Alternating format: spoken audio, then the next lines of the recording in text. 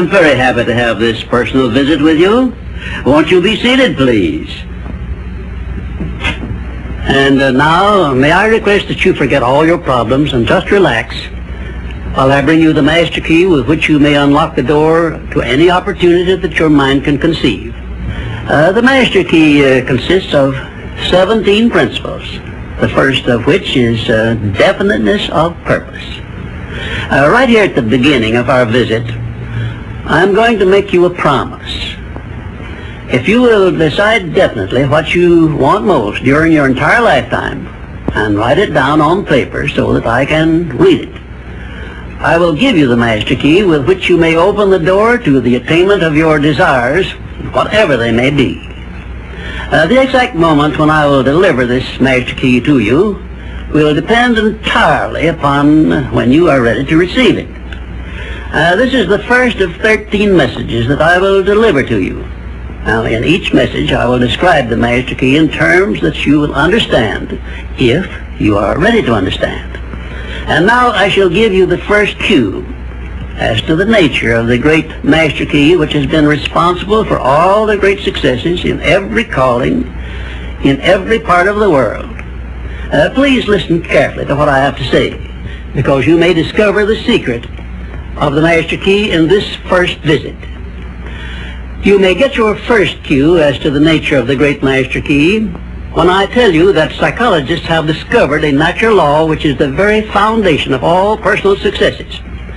And I can describe it to you in one short sentence so you can understand it. Whatever the mind can conceive and believe, the mind can achieve.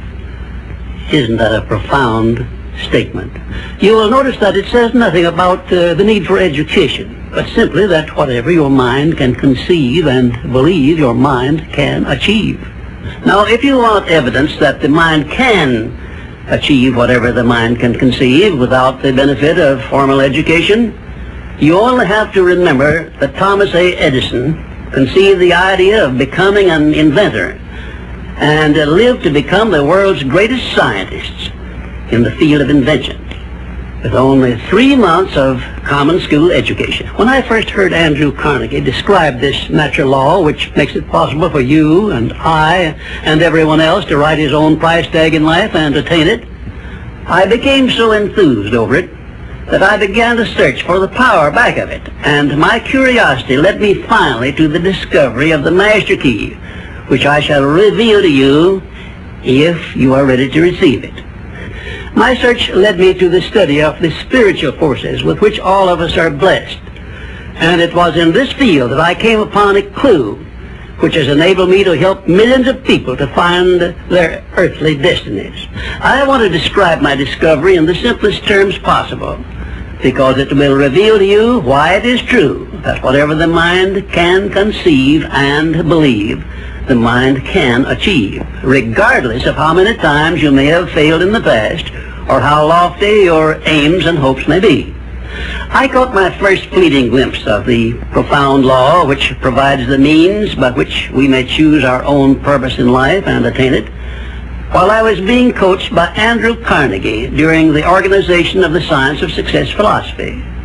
I had just finished telling Mr. Carnegie that I feared he had chosen the wrong person to give the world the first practical philosophy of personal success because of my youth, my lack of education, and my lack of finances. Well, at this point, Mr. Carnegie delivered a lecture that I shall never forget because it changed my entire life and paved the way for my helping to change the lives of millions of people, some of them not yet born. Let me call your attention to a great power which is under your control, said Mr. Carnegie. A power which is greater than poverty, greater than the lack of education, greater than all of your fears and superstitions combined. It is the power to take possession of your own mind and direct it to whatever ends you may desire. This profound power, Mr. Carnegie continued, is the gift of the Creator, and it must have been considered the greatest of all of his gifts to man, because it is the only thing over which man has the complete and unchallengeable right of control and direction. When you speak of your poverty and lack of education, Mr. Carnegie explained, you are simply directing your mind power to attract these undesirable circumstances, because it is true that whatever your mind feeds upon, your mind attracts to you. Now you see why it is important that you recognize that all success begins with definiteness of purpose, with a clear picture in your mind of precisely what you want from life.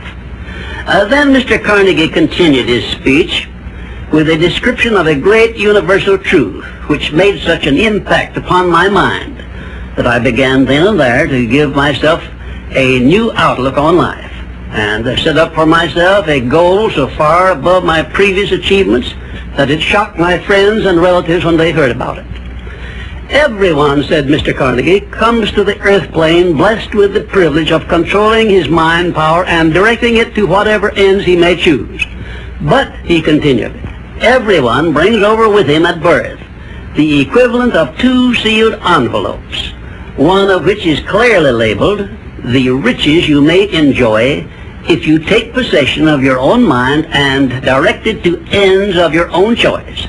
And the other is labeled, the penalties you must pay if you neglect to take possession of your mind and direct it.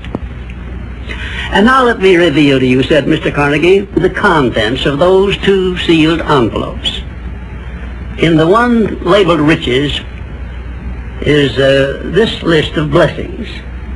1, sound health. 2, peace of mind. 3, a labor of love of your own choice. 4, freedom from fear and worry. 5, a positive mental attitude. 6, material riches of your own choice and quantity.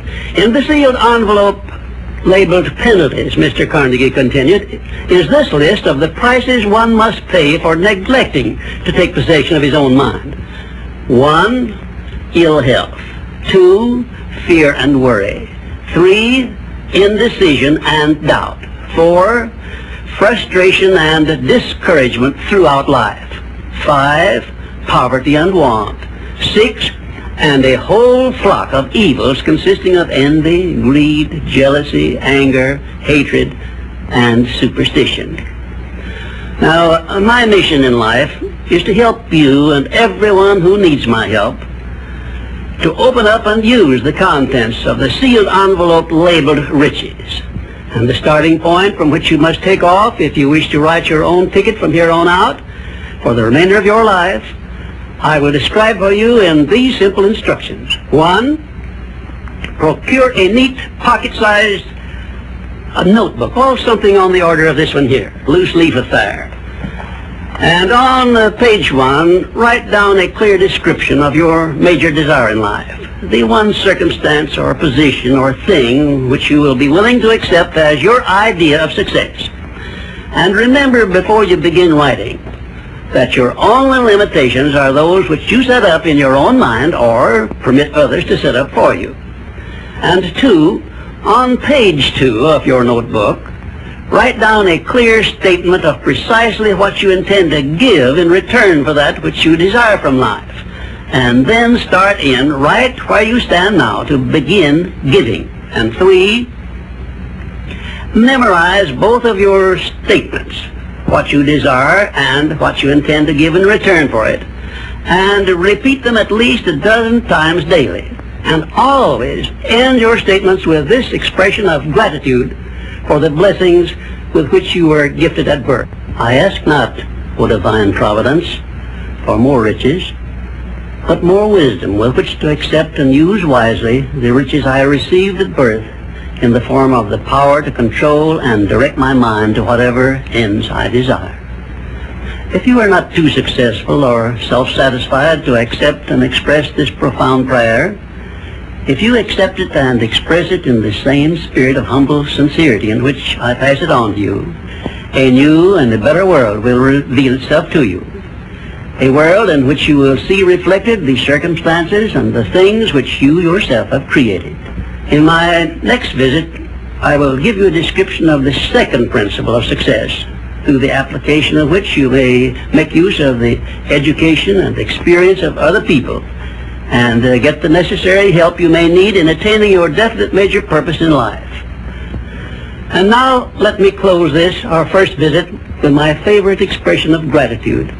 O divine providence, I ask not for more riches, but more wisdom with which to make wiser use of the riches you gave me at birth, consisting in the power to control and direct my own mind to whatever ends I desire.